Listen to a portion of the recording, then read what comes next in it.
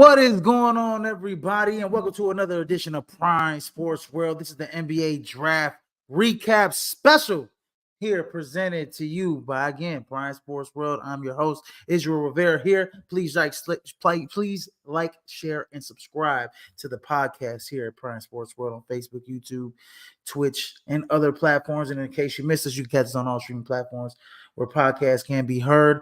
Also, please go ahead and like the NBA Supreme and NFL Supreme Facebook pages, as long as our own Prime Sports World Facebook page. And go ahead and please go ahead and subscribe to our website at pswmg.com. Again, I'll drop the link right now at pswmg.com. Be on the lookout for another article by yours finest and truest on going into detail on every team's draft grade.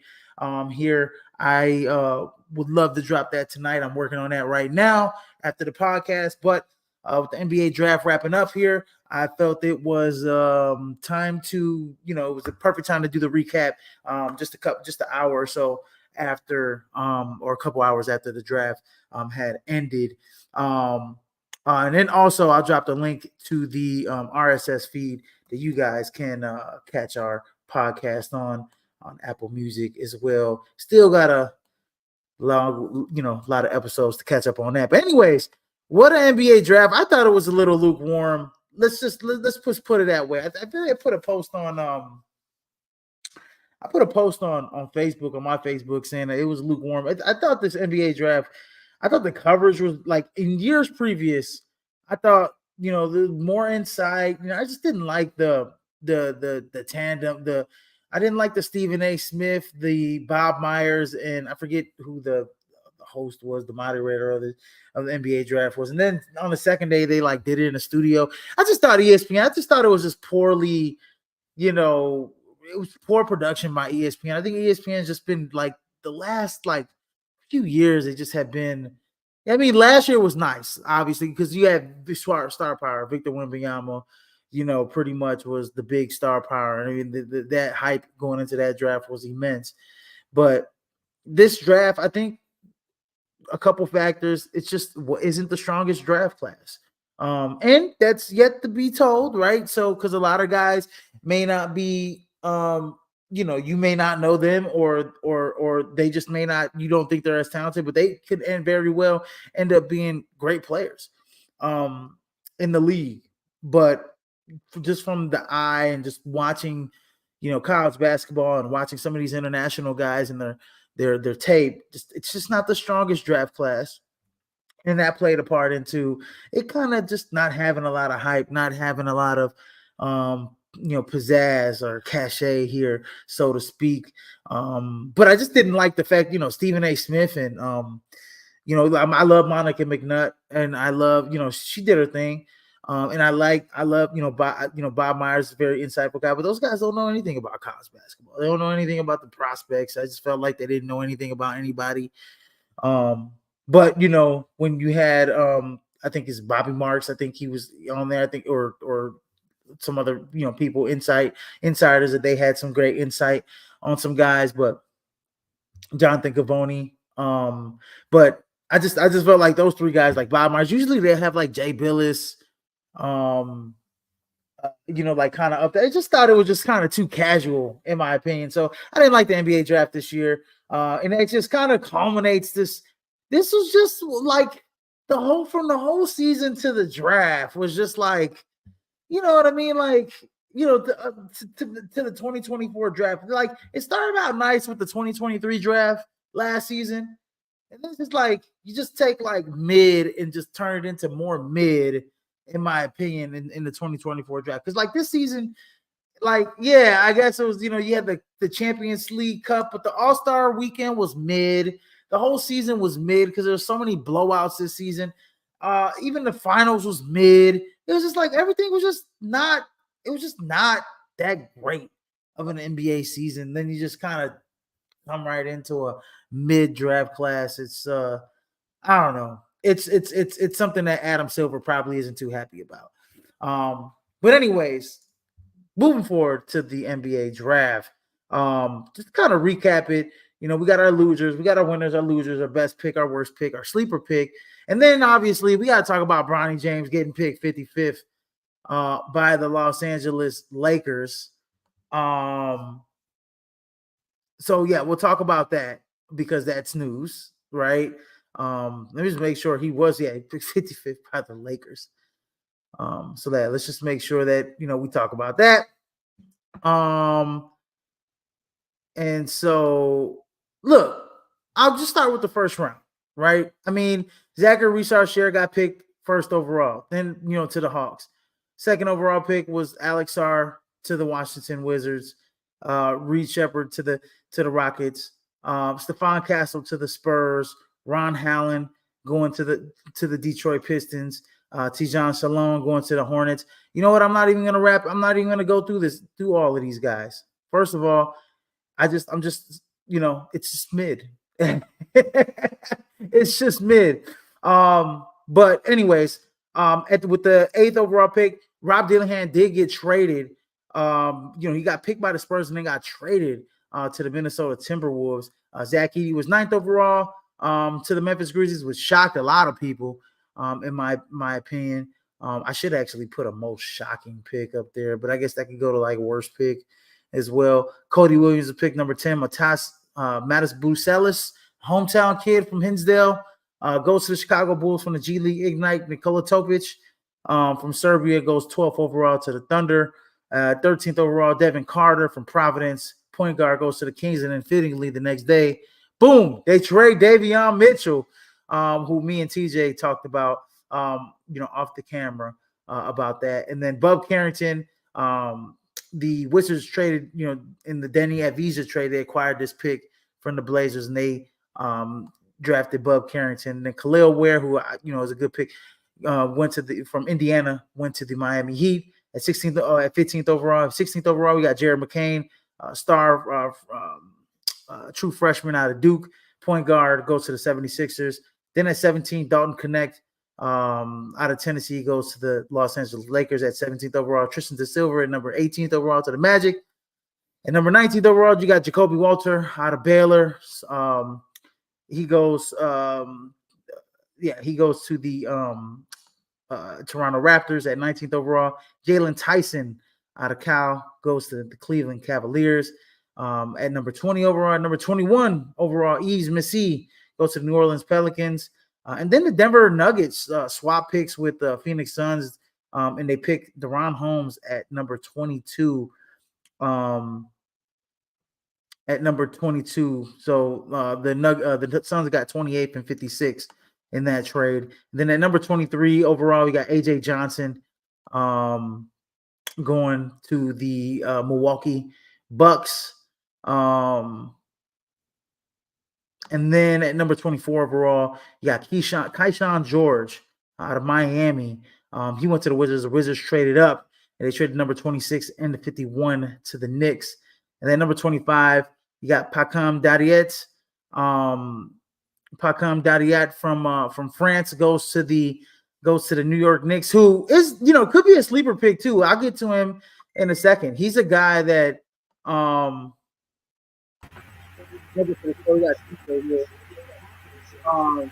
I was going to say, Pacam Dariet is a guy that's like a draft and stash kind of guy. You could leave him over there in Europe 2 years, but he's a guy that shot 40% from three and has some good sides. And then at number 26, Oklahoma City Thunder traded back into the draft with the Knicks and picked up Dylan Jones out of Weber State. And then number 27th overall, Terrence Shannon Jr., the hometown kid, went to the Minnesota Timberwolves at 27th overall. And then at 28, you had the Phoenix Suns pick up Ryan Dunn out of Virginia. And then wrapping out the draft, you had Isaiah Collier at 29 out of USC, and Baylor Shearman out of Creighton going to the Boston Celtics to wrap up the draft.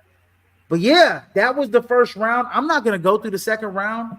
So TJ, welcome to the show. First of all, I just went through the first round, my man.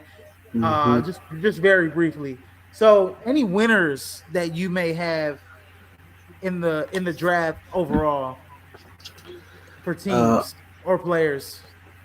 Overall, I like what Minnesota did, getting Rob Dillingham, getting Terrence Shannon Jr. Uh, that's that's them prepping for the future. Like that's them getting young. Cause like as much as we love a guy like Mike Conley, you also got to know when the writing is starting to show on the wall, and it's like, hey, we gotta start that transition. Like Mm-hmm. we gotta start that. He got it. Like, You know what I'm yeah, saying? we gotta start that. I guess if you want to count a country, like I guess the country of France is a winner. Uh, Hmm. like Man. like I think six total Frenchmen got drafted, two in the top, like back to back, one and two. So yeah, that's pretty much what I got in terms of Yeah, in winning. terms of winners, man, like I think in terms of winners, in my opinion, I obviously I love what Minnesota did. I think they're my biggest winner, in my opinion, because getting Rob Dillingham, like you said, I like to call him Big Rob Dillingham, man. He won your boy some money this year. And he ain't big. And when I say Big Rob, he ain't big, but he's a big time player. Um, but he's look. I like the fact that, like you said, he's a playmaker at the point guard position. He gives me Brandon Jennings esque vibes. Good in transition. He's good in the half court. He's got great court vision. He's a willing passer, and I mean, he can put up some points for you. And I mean, what better of a situation to go to than Minnesota and learn behind one of the best point guards that probably of this decade, and Mike Conley Jr. Right? Mm-hmm. And then getting Terrence Shannon Yeah, Jr. was a steal, in my that was opinion. I absolute mean, an steal. absolute fucking steal at 27. We were talking about Terrence before, all of this case, and it's crazy because TJ, before Terrence Shannon Jr.'s, even okay, how I want to say this, he was top 10 even when people knew about He was that he top had 10. this case. Because remember Illinois reinstated him, right? Because the judge said, you Mm-hmm. guys basically said that y'all can't suspend him because he's not guilty. You know what I mean? He's Like, not so exactly. stop, yeah. So they had to take him back. So Illinois played him, after he was suspended for, like, or not reinstated. He was suspended He off the missed team for, he missed a few games. like 6 games or something like that. I think. Yeah, in Illinois, and I remember Illinois. Yeah, that's when Coleman Hawkins kind of, was like keeping the ship right. He had a really good stretch there for Illinois, but Mm-hmm.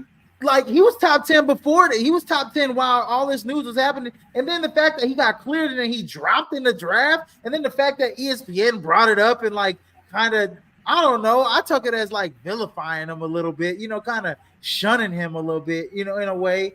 But I think they were just trying to shine light on it a little bit. But it's like, yo, he got cleared of the charges. Like he Yeah, the girl, pretty much lied, and it's just like he fell to lied. 27.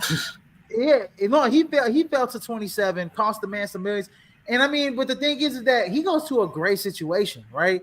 So, what He happened with does. Minnesota, right? Like Nikhil Alexander Walker, when we looked in the playoffs and we looked at the bench, Nikhil Alexander Walker was, non-existent in the big time moments in the Western Conference Finals against the Dallas Mavericks. So was Kyle Anderson played okay, but I just feel like that bench needed a bolster, and I think that Rob Dillingham and Terrence Shannon Jr. give them a big push, like off that bench, because they're gonna come off the bench. Like Terrence Shannon is not gonna start over Anthony Edwards, and he's not gonna Right. start over Jaden McDaniels, even though Right. I think he's got a better offensive game. I mean, Jaden McDaniels got prototypical small forward size, and Terrence Shannon's 6'6", borderline 6'6". So he's pretty much a prototypical shooting guard. But I mean, I could see a lineup at one point of Rob Dillingham, Anthony Edwards, and Terrence Shannon Jr. on the floor at the same time. That is dynamic right there. I also think that because of the season they just had, that I can also see a scenario where they don't play these young dudes right out the gate. and we're not going to sit here and act like Minnesota don't have now has one of the best G League programs in the league. So I wouldn't be surprised one bit if we see Rob Dillingham and Terrence Shannon Jr. lighting up the G League for for a minute there before they get that opportunity at the NBA Mm-hmm. level. Yeah, they might. Because like Yeah, we they like might just it's sit there and develop their game. right, they might just have them sit there and tweak a few things. I think more or less that would be for Rob Dillingham because of his youth or because of his age. I think because Terrence Shannon Jr. is what 22, 4 year Hmm. college player. I think he's more ready, NBA ready right now to play than Rob Dillingham would be. Um, you know, and then I think is another winner for me is the Los Angeles Lakers in the first round at least. Okay, we'll Yeah, get to that. Getting Dalton Connect at 17, that was big. I like that's a steal right there. I mean, Dalton Connect fell because of his age, but man, he's probably the most NBA ready out of anybody in this draft, in my opinion. I think out of I think between him and Terrence Shannon Jr., I think Dalton Connect, obviously is just as NBA ready, even if more NBA ready in this draft. And then I love the what the I love what Miami did by getting Khalil Ware because now you got another center that can play next to Bam Adebayo, and he's a strong he's a true center. um a true center, strong true center. In the game, and then yeah, I think you know that's about it though. I mean, like you said, France is another winner. I don't really have many winners in this draft, man. I mean, it's just like I actually have a few losers. if that's Like, and we'll swing no, into that. I was trying to tell him like, yo, this class is like this class was ass. It was kind of ass. It was like it was like let's be real. You got a guy like the post you sent me earlier. Why's his name escaping me?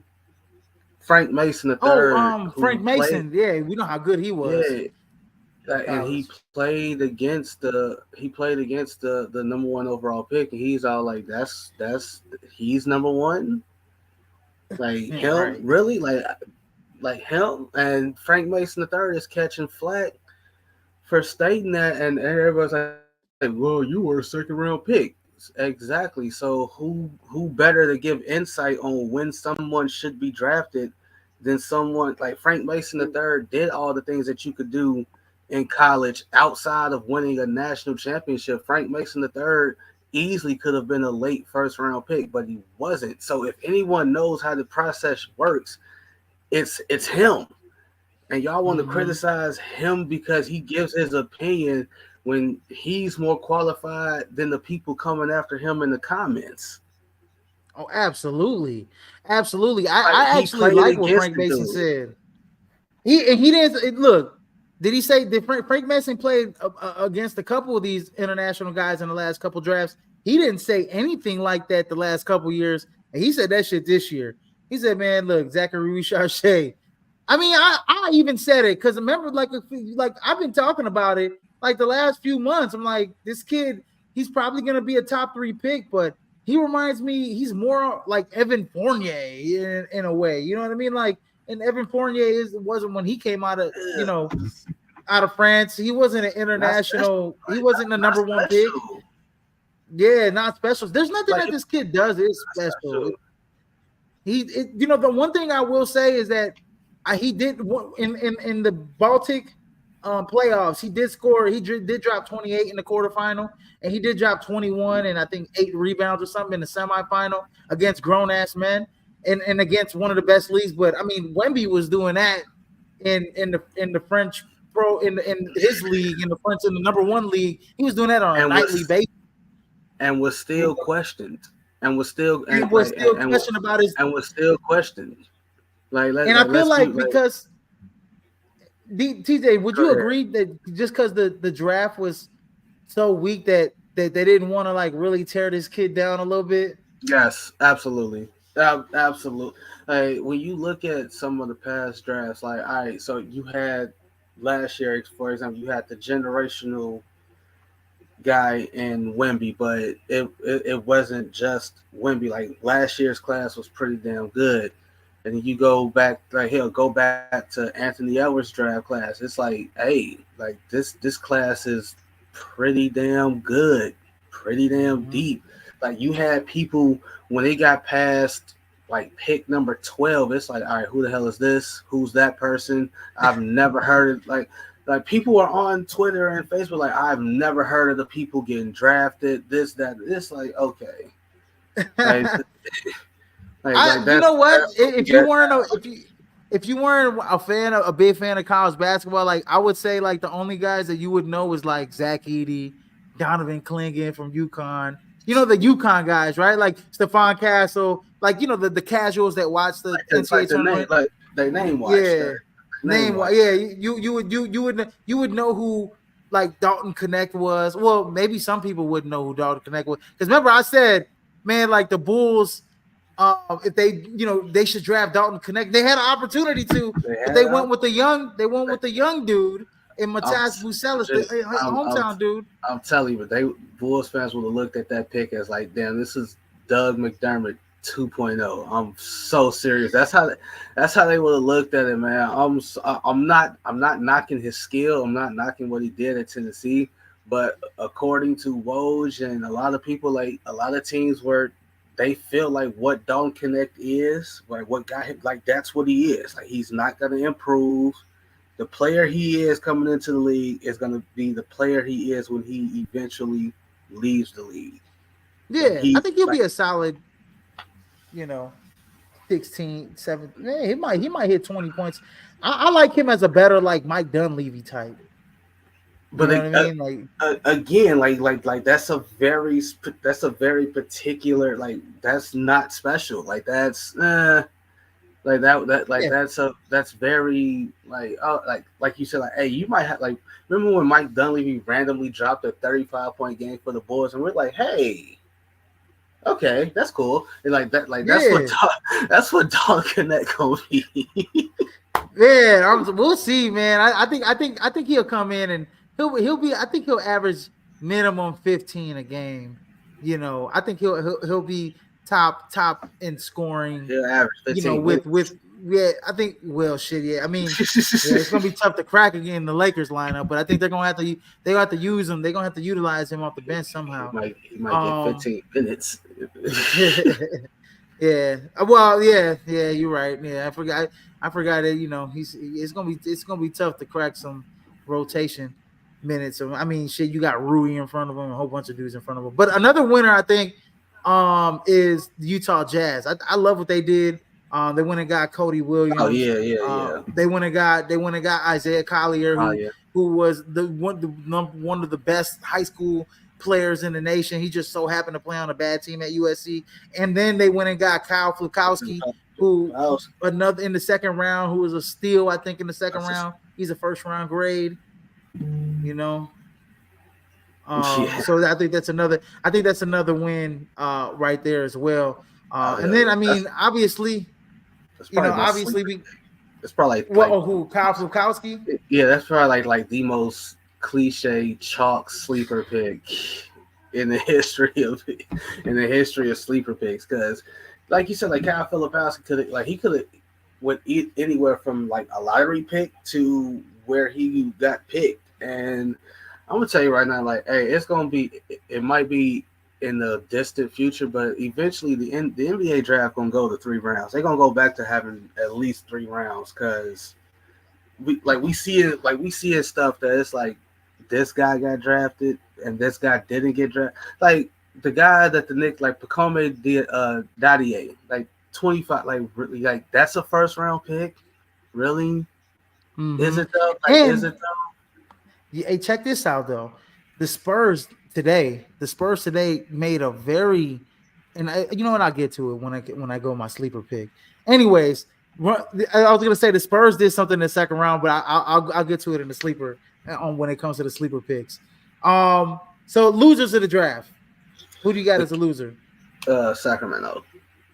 I Sacramento. I Okay. I just don't understand the plan. Like, you already have 50 million guards there to begin with. Then you go out and draft another one. Mm. That, but earlier today you trade Davion Mitchell and another I think that little sharpshooter that they had to Toronto for um who did they trade him for? They traded him to Toronto and they got the player back.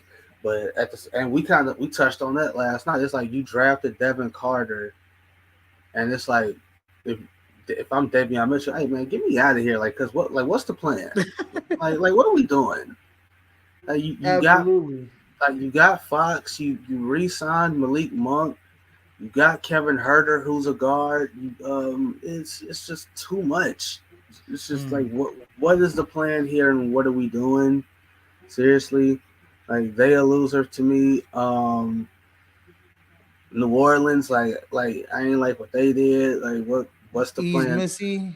Yeah, like what's the plan with that? Like I get it. Zion's health it is what it is.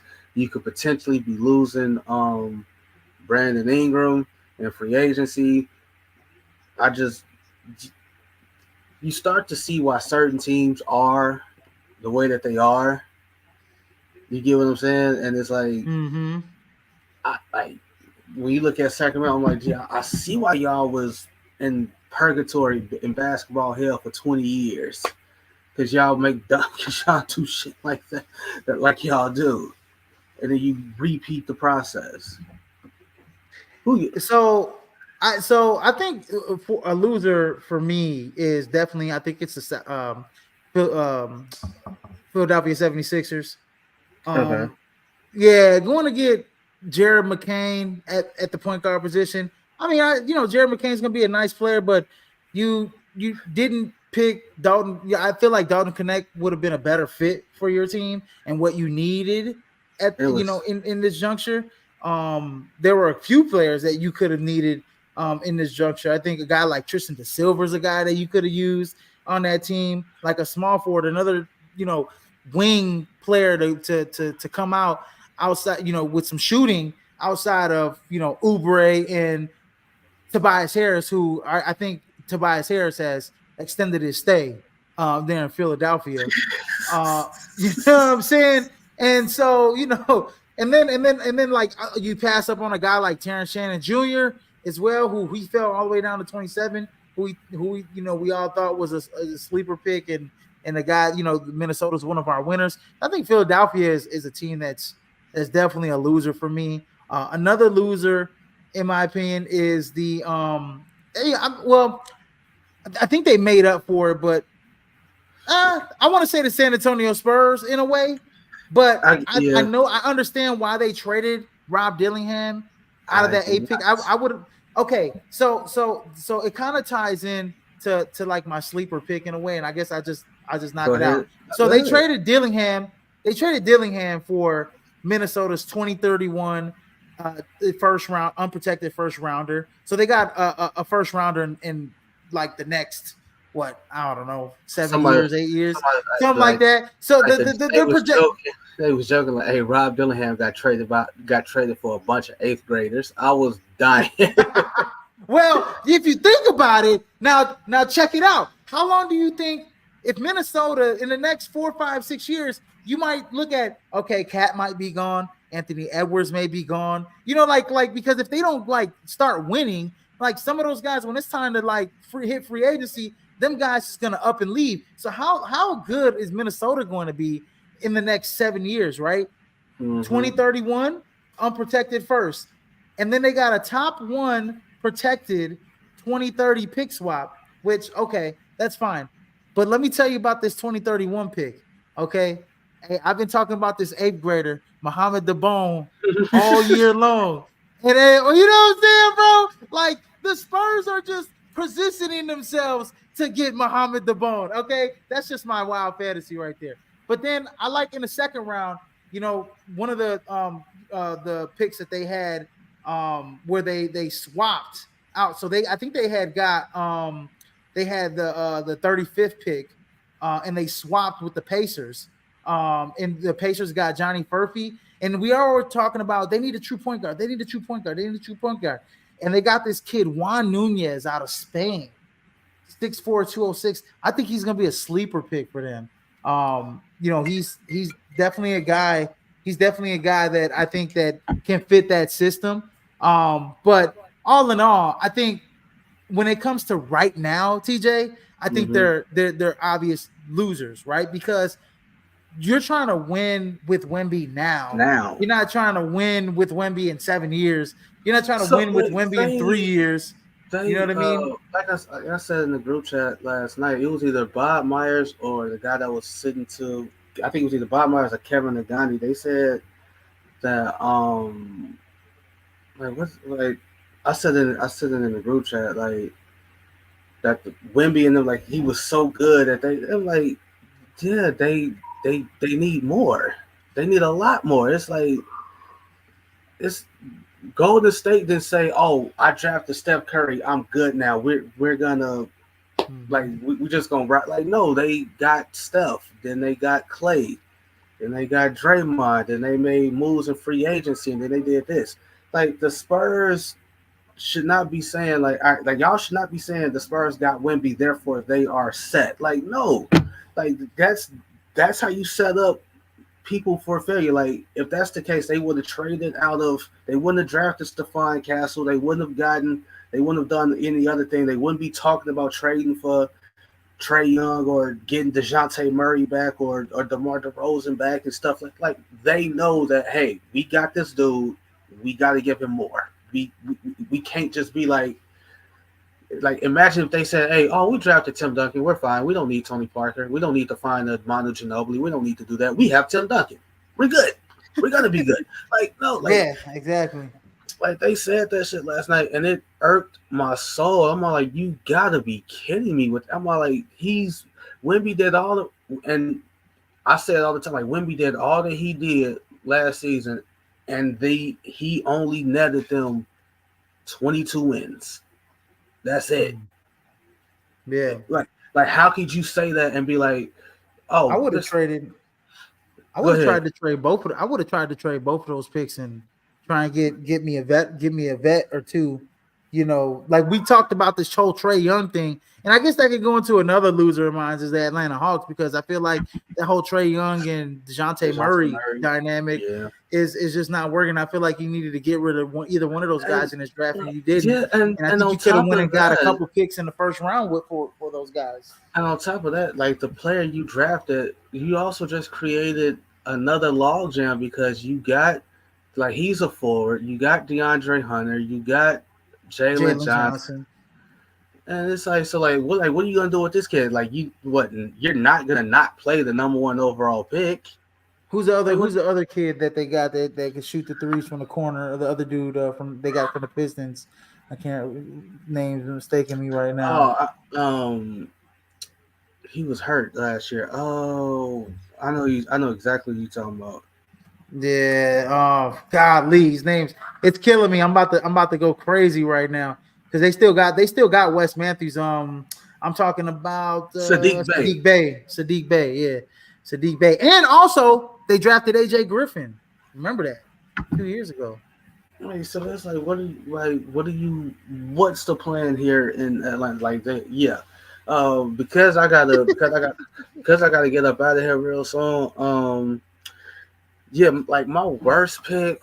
What did I say? My worst pick is probably the Devin Carter pick. Like, no disrespect to him and the work he put in. I just don't like the fit in Mm-hmm. I just don't like the fit in Sacramento. I ain't like that pick. The Tristan Da Silva pick in Orlando. Again, I didn't like that because it's just like log jam after log jam. You got Paolo, who's a three. You got Isaacs, who's a three. Franz can he can play anything from 1 through 3. It's what are you doing?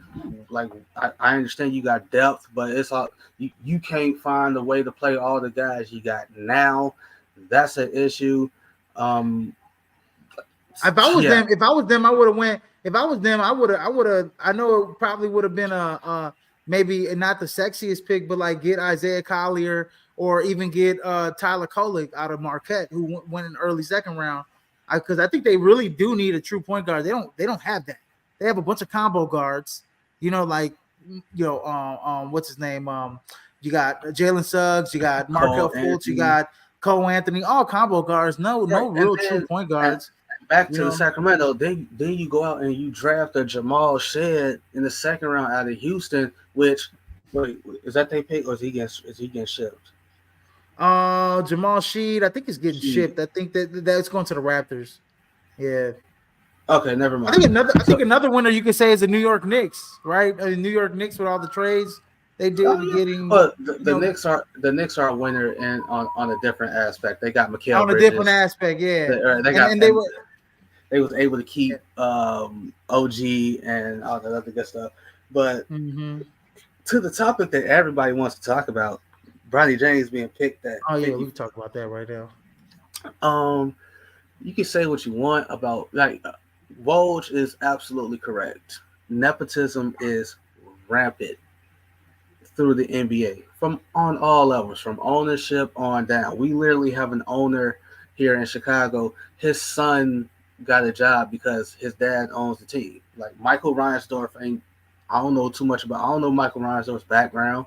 I don't know if he like. I don't know what his background is. I just know that Jerry, his daddy, and Michael Reinsdorf is now like the de facto voice of the org because Jerry Reinsdorf is old. So and so on and so forth. Um, there was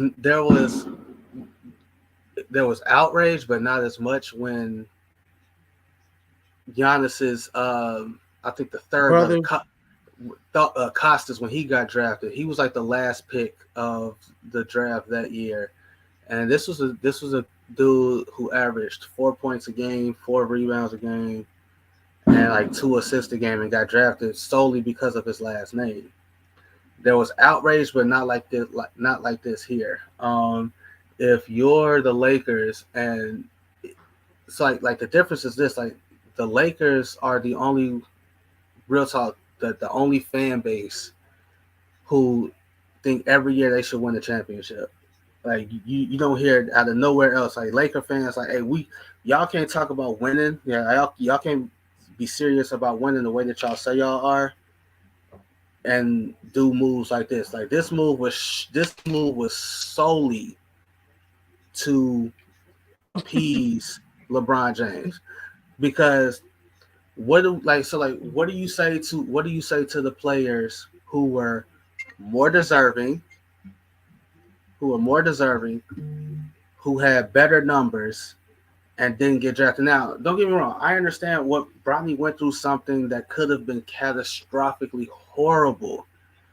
I'm glad he's still here. I'm glad he was able to experience this opportunity. But we are not going to sit here and act like he got drafted because of his 5 points a game. We're not going to sit here and act like that played a role in his decision making. You have Rich Paul with the audacity to, hey, don't draft Bronny or he's going to Australia. Bro, is that a threat or a promise? I thought that was ridiculous. I thought that was ridiculous. See, so I went back and forth. You like, okay, so I'm not before all of this, and before the season started and the college basketball season started, before Bronny even had the heart where he collapsed on court. Mm-hmm. I thought Bronny coming out of high school, out of Sierra Canyon, I thought from his sophomore, junior, senior year, he got better in high school. Like he got better. He got better to the point where he actually, I feel like, a lot of guys are like, oh, he got picked at the Mike Brown's army because he's LeBron's son, yada, yada, yada. And other guys should have had an opportunity. Yeah, maybe you're right. Maybe you're But right. at the same time, let's not act like Bronny wasn't one of the more athletic point guards in high school. Here's I mean, he showed that he could defend, he could shoot the three, and that's what you need in the NBA, right? And so I didn't have a pick a year ago, but when he got to USC, he showed that, especially in the Pac-12, where there's a lot of talent in the Pac-12. I don't know how many people were picked in the first round or in the draft in the Pac-12, but it was a lot. a lot. And so he showed that against talent, NBA type of talent in the Pac-12, that he had some sporadic times He, where he was a little lost on offense, he was a little lost on defense, and I see, just think he capped out, here's the thing. and I feel like he could have, well, go ahead. I think the one thing that hurt Bronny specifically on the high school tip was like legit where he Sierra went to high Canyon. school, like him going to Sierra Canyon where it was stacked. Mm-hmm. It was like the whole time he was there, it was stacked. Like I think if Bronny went to a like if he would have pulled like a Mikey Williams, if he would have went to a lesser high school, like where he wasn't, like where it's, hey man, this is your show, we gonna go as far as you take us, and he balled out that way, I think that would have did numbers. I think that would have did like wonders for him, because when he was at Sierra Canyon, he didn't have to be the best player. He He should didn't never have even went to USD. He should have went to the G League Ignite. To be honest like with you, he didn't have to, what you call it, he didn't have to be the best player. He didn't have to be the second best player. He didn't have to be the third best player on some of those Sierra Canyon teams he was playing on. It's like, but it sets a, it's a bad precedent when you got a guy like Riley Minix who played his ass off at Morehead State, averaged 21 a game, 9 boards, was the Ohio Valley Conference Player of the Year, mm-hmm. Yep. and didn't get drafted. Yeah, and that's my gripe. I think that's my gripe. And you use the word nepotism. It's used in the NBA. It's not only used in the NBA, but it's used in the workplace, in the regular workplace. I see it, and I see it in a lot of places. Even where I work or whatever. You know what I'm saying? Just examples. Like it's everywhere. It's not just the NBA. It's not just professional sports. And it's the fact that it's like the whole they drafted him because they wanted to please his dad, and they're probably going to sign him anyways. And the fact is that I think to be drafted in the NBA, and I know David, when David went back and forth, and he's like, "Oh, well, what did Shaden Sharp do to deserve what did he do to get drafted? He got drafted in the lottery." And I'm like, well, first of all, Shaden Sharp was the third best player out of his class. Bronny was like the 30th best player out of his 30th class. best player in his class. Yeah, and Shaden Sharp didn't he was, even though he was the third best player in his class, he didn't play at Kentucky. He sat it out and then went draft eligible, and that kind of keeps the element of surprise to scouts. Well, we're just gonna, the only tape we got is his high school tape, And and on he was top of pretty damn that, good. and on top of that, we gotta look at the programs themselves. Kentucky at the time is was miles ahead of USC in basketball, like miles. Like it's not even like Kentucky is like, oh, you going to Kentucky? Well, we'll see you at the NBA at some point. Like We'll see you in the first round. yeah, we gonna see you. Shaden Sharp's also what, 6'9"? 6'9", can guard multiple positions. He's a high flyer. He can like that argument when he said, I'm sorry, David. I'm sorry I had to bring you up, but and I'm pretty sure he'll defend it. But I'm like, dude, no, that's not a bad. That's not a good argument in this one. It's 6'9" versus 6'2". It's like I don't care. I don't care which. Hey, the bigger man gonna always win. Like the bigger man's gonna always get more opportunities than the smaller dude. So it is what it is. Absolutely. It is what it is. What it is. But hey, but to Woj is right. Once again, nepotism rings through. It rings through the NBA like no other league, right? Like you got a team like on the baseball tip, right? You got a Jackson Holiday, who's the son of Matt Holiday. Mm-hmm. But he was actually a stud, though. Jackson Holiday, out of high school, if I'm not mistaken. He got drafted out of high school, spent some years at the minors, and then he got called up to the big leagues. And he found out pretty fast that the big league arms is a little faster, a little stronger than the minor league arms. And it's all like, you know what, Jackson, we gonna send you back down for a while. They ain't say that, hey, you know what, you Matt Holiday's son, we drafted you first overall. You struggling right now. You gonna stay on the big league roster because we got that much faith in you and we want to appease your dad. Like, no. Hey, You was killing it at the minors. We brought you up. You got humbled. We're gonna send you back down so you can, work on some stuff that you need to work on. And then we'll call you back up and so on and so forth. Like it's you see that like in NFL, right? Randy Moss, one of the greatest receivers the game has ever seen. Thaddeus Moss can't sniff an NFL roster, right? Not at all. He can't. Not at He can't. all. So it's about who the player is. I brought up Sharif O'Neal too, because Sharif had a similar thing where he had collapsed on the court, but Sharif actually had to get open heart surgery because I think he had like a small hole in his heart or something like that. But Sharif ended up coming back, playing, transferring from UCLA, playing at LSU, and he didn't get picked in the first round. So I think it's all about who the player is, and LeBron James got that cash. He's got that pool. Rich Paul's got that pool, and they got the kid drafted. He's gonna be in the G League anyways. He's gonna come up probably in the end of the season, depending on what the Lakers season is looking like. And they'll end up playing. It'll be a nice story when he does. To be fair, the South Bay Lakers, like the Iowa Wolves, is one of the better G League programs. And if you're Bronny, there's nothing. Let's get this out. There's nothing wrong with being stashed in the G League by certain teams. Certain teams. That's certain teams. Like there's nothing wrong with, like the Lakers is one of the Lakers, the Celtics, Minnesota, basically the contending teams. Like there's nothing wrong with you being stashed away. Like we saw Jordan Walsh get drafted by the Celtics last year. Where did Jordan Walsh spend most of his time? The goddamn G League. Yep. For the Celtics. Yep. He might have gotten called up. That don't mean Jordan Walsh got called up. Hey man, you the 12th man. You ain't gonna see, like, the only time you gonna see the court is when we warming up. Like that's about it. Yeah, no, absolutely. But it goes back to the fact, like what you said about the kid Riley Minix, right? I just think about it and I'm like, it's an honor to get drafted in any place in the NBA draft, in the NFL draft, because it's less than 1% of the athlete, of NBA, less than 1%. They're making it even like less than 1%, 0.1%, 0.2%, something like, I don't know what the stats are, but it's less than 1%.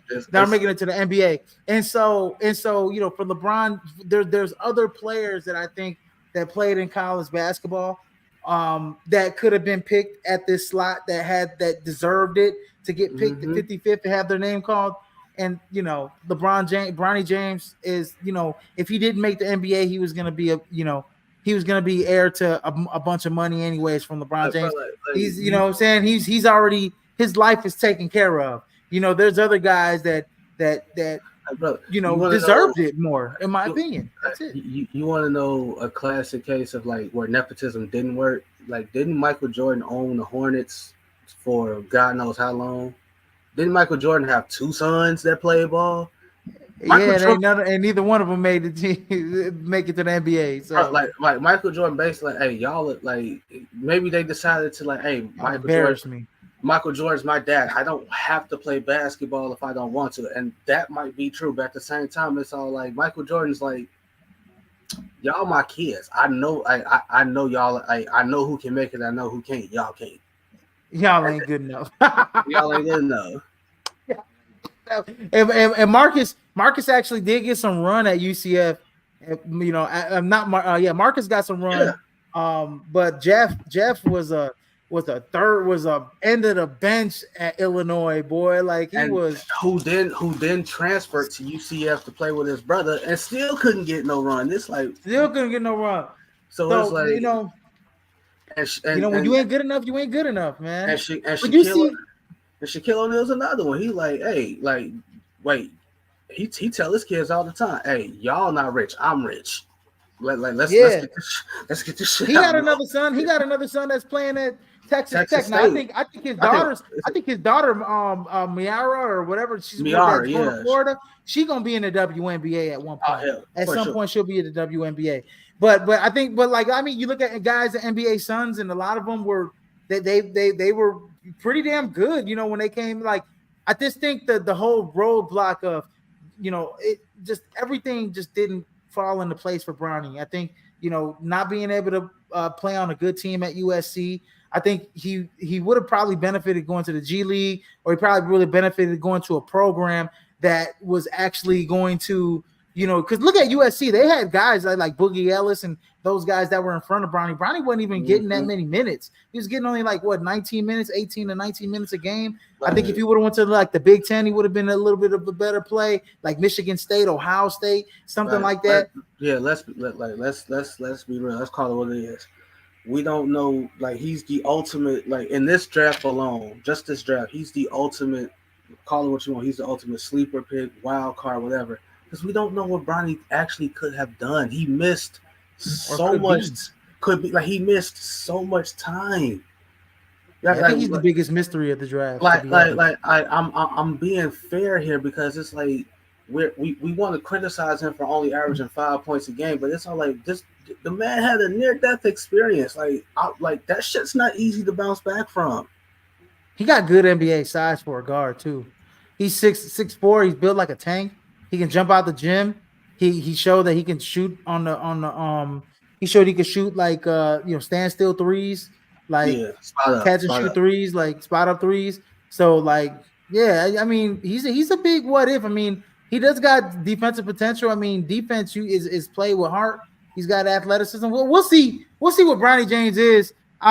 You say your best pick. I think, honestly, I'll wrap it up and say my best pick. I like my best pick I got a couple of them. I'll wrap it up. Stephon Castle was one of my best picks. I think the San Antonio Spurs. I think when Greg Popovich looks at Stephon Castle, he's looking at Kawhi Leonard in a way. That's just my opinion. So I think I like a Stephon Castle for the Spurs. I like I like Dalton Connect. And I love the Terrence Shannon pick. I thought those were some of the best picks. And then I also like, Baylor Shearman coming off the bench for the Boston Celtics. He will come off the bench, I think, next year. I think that's going to be a nice pick for them. Worst pick, in my opinion, though, TJ, I think one of the worst picks, and I hate to say this, but Reed Shepherd going to Houston. Even though I like Reed Shepherd as a player, I think it just doesn't make sense. You already got Fred VanVleet. You got Jalen Green. You probably needed another backup point guard, but I think you could have used a guy like Donovan Clingan to play next to Alperen Şengün. Was it Woj? I forgot, it was either Woj or somebody else. They really said that the draft started at 3. It was pretty much Rusher and Sarr was going 1 or 1, 2. They just needed to determine which one was going 1, which one was going 2. So a lot of a lot of draft experts and NBA personnel felt like the draft started at 3, and Reed Shepherd going to Houston at 3. It's kind of oh, okay, but the one that got me was Zach Edey going to Memphis at 8. I'm that one, that pick right there. I'm not knocking the pick. I have no issue with Zach Edey. I just thought that was super high for Zach Edey. I agree. I thought he would have been a perfect fit next to Bam Adebayo in Miami. That's where I had him on my mock draft, because you could have put him at the 5. Bam and Jimmy and a lot of those other guys would have kind of sold up some of his defensive. That's what I'm saying. They could have schemed. Nobody in Memphis is going to be that. That matchup zone that Miami tends to play, that tends to give everybody fucking fits. Still don't know how, but hey, they be driving people up a wall with that matchup zone. Zach Edey in that matchup zone would have been a nightmare, because it's I can play my man, but also at the same time, I'm going to do what I do very well, and that's help side defense and block shots. I don't really and he really don't have to be that much of a lateral defender in Miami, like he probably is going to have to be in Memphis. Because people, I don't know if people remember this. Steven Adams ain't there. Steven Adams is gone. Steven Adams is gone. Yeah. Steven Adams is gone. I think another bad pick for me. I think is The Milwaukee Bucks drafting AJ Johnson. I I mean, don't like. he I don't like none of their picks. I don't like yeah, I that don't. pick. I don't like the Tyler Smith pick. I don't like none of that shit. Well, you know what? You know what? Tyler Smith, interesting. He shot 40%. He Excuse me. shot 40% from three. He's a big freaking forward. He's like 6'9", 6'10". He's like Paolo Banchero, Franz Wagner big. And he can shoot from three. He shot from G League Ignite. He shot pretty damn well from three. The only thing is he doesn't have a high ceiling, which is why he fell down to round two. But AJ Johnson, he didn't show me anything in Australia. And then, I mean, you pass up guys like Terrence Shannon Jr., a guy like, Isaiah Collier. Well, I mean, I wouldn't say Isaiah Collier, but I would say you passed up Terrence Shannon Jr. I'm sorry. He's going to make you pay. I'm sorry. But you pass on a kid like that, I think he could have upgraded he fit perfect into what Milwaukee was doing. I think that would have been a good pick. I think Tyler Kolek would have been a better pick. Milwaukee. I don't know what they were doing with that. With that pick, in my opinion, man. And then I think sleeper pick. Like I said, sleeper pick. I'm gonna have to go with Juan Nunez. Like I said, going to the uh, San Antonio Spurs. I like Tyler Kolek going to he out of second round going to the Knicks. What I'm saying, he'll be a nice little backup. He's a true point guard, what have you. Shit, I even like, in the second round, I even like, a guy like Antonio Reeves going to the Pelicans, right? Antonio Reeves, shout out Antonio Reeves from Chicago, Simeon. He was a dude that was one of the leading scorers in college basketball out of Kentucky. So, I think those are some good sleeper picks. Kyle Flipkowski, I like all of Utah Jazz's picks in my opinion, but I definitely like that Kyle Fulkowski pick because you don't know what's going to happen with Lauri Markkanen, right? He might be on the way, and that's a perfect, easy replacement. And they do a lot of the similar things. And I hope for Lowry's sake, I hope he's finally found that all elusive like home that he's been looking for. That he, to be told, Lowry should still be here, but hey, it is what it is. Mm-hmm. I just hope because we Bulls fans, hey, trade if you're gonna do it. Trade Vooch, trade Levine, tank for Cooper Flag in Chicago, 2025 number one overall pick. I was gonna say, hey, speaking of the Bulls, before we wrap this up, what do you think about Matas Busela? What do you think about the pick? You like the pick, or do you think they should have went another direction? I have no problem with the pick. Like, dude is 6'9". He's probably not done growing. So by the time it's all said and done, he's gonna be about 6'11". Add some more. Like, obviously, he got to bulk up. Like, he's about 200 pounds right now. I want to see that get to about. Obviously, it's not all gonna happen in one season, but get to about 215, 220, 225 at the heaviest. Because right now he probably he's gonna get pushed around because what rookie don't get pushed around.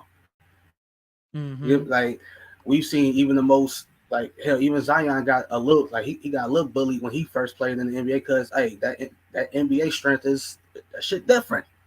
Shit is different. Oh, absolutely. I like him. I like he reminds me just like I like the fact. Okay, when we saw him in the All-Star game. Not the All-Star game, but All-Star weekend when they played against when they did that little tournament thing. That 3-on-3 thing. Yeah, I know what you're talking about. Some shit like that. Yeah, it was like it wasn't a 3-on-3. It was like they had like the G League guys. Yeah, it's G League versus sophomores versus rookies. The rookies and shit like that. I like the fact that he was out there hooping. He looked like he belonged. He looked like he belonged against decent competition. And then also just looking at his highlights, I just knowing, I mean, shoot, he's a hometown product. I think that he can, he has like some Franz Wagner in him.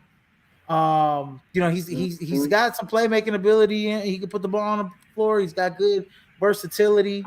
In my opinion, I was over here when I saw the pick. I said, "Damn, y'all did it to me again! I can't believe this shit. This is Wendell Carter Jr. all over again. Why y'all didn't pick Dalton Connect?" I was over here furious. I was pissed. I was like, "Joe, what is going on, bro? why the fuck? Like, do you have a perfect player that could fit right into your system right here and Dalton Connect? And then I just thought about what you said the other day when you was like, man, bro, if they pick Dalton Connect, bro, Bulls fans gonna be pissed They off. gonna be pissed, bro. And I was like, man, shit, he might be right. Shit, that's probably what they thinking. Like, shit, we picked Dalton Connect. Shit, what's the difference between him and Doug McDermott? No, because like Shit, one of the and before you get up out here, like one of the reasons that Don Connect failed the way that he did, don't like a lot of teams are turned off by the fact that he's already 23 years old. Like that's he old perfect. as hell. That's perfect if you're the Lakers. Like Yeah, not you want to win right now. like that's perfect if you like the Lakers or the Celtics, like like that type of team.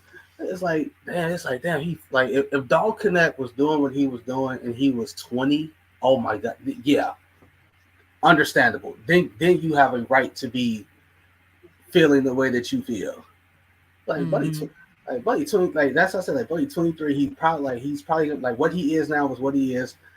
Like Bazulis, like there's a lot he can be.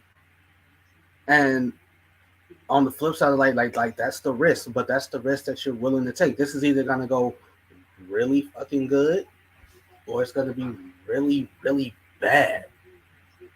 And on that note, we out. We out. Absolutely.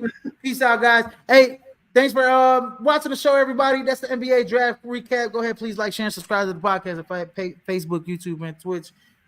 In case you missed, you catch us on all streaming platforms. The podcast can be heard and then catch us on PSWMG.com. And we will be back probably next week. But if not, maybe tomorrow. I might, do a little some MLB. I've been slacking on that.